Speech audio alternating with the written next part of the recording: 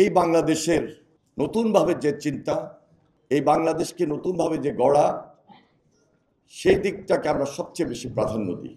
এই আন্দোলন সংগ্রামের মাস্টার মাইন্ড দেশের জনগণ, যেটা আমরা নির্দ্বিধায় রাজপথে থেকে আজকে এই বাস্তবতার সঙ্গে খুব বেশি বেশি উপলব্ধি করছি। এখানে শুধু বিএনপি নয় বা বিএনপির আমরা কিছু সংখ্যক নেতৃবৃন্দ নয় যে আমরা এই অত্যাচার নির্যাতনের শিকার হয়েছি।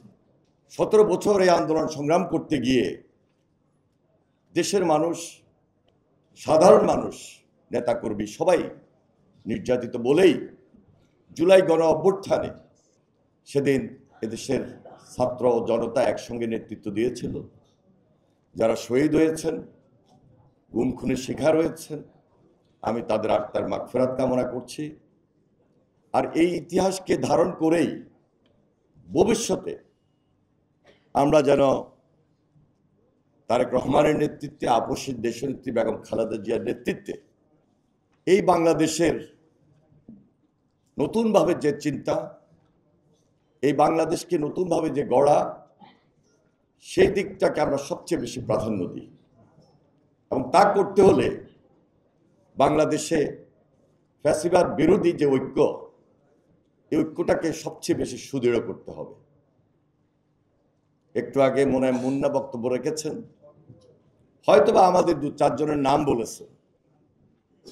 আমি কাউকে 2-1 জনের নাম বলেই অন্য আরেকজনকে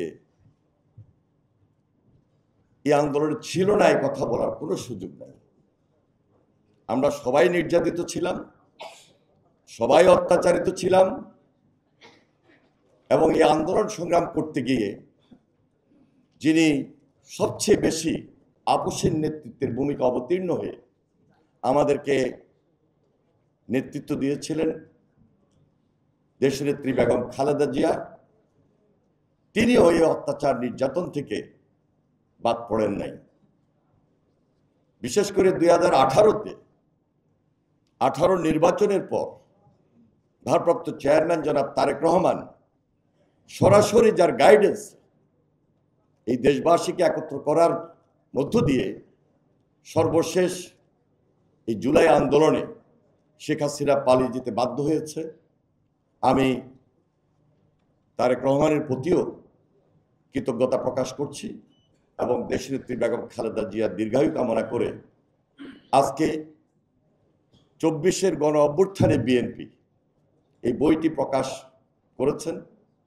যারা এই প্রকাশের সঙ্গে সম্পৃক্ত ছিলেন, দায়িত্ব নিয়ে খুব কঠিন কাজটি সমাধান করেছেন, সম্পন্ন করেছেন, বাবুল আক্তার সহ সবাইকে আমি অসংখ্য অসংখ্য ধন্যবাদ জানাচ্ছি।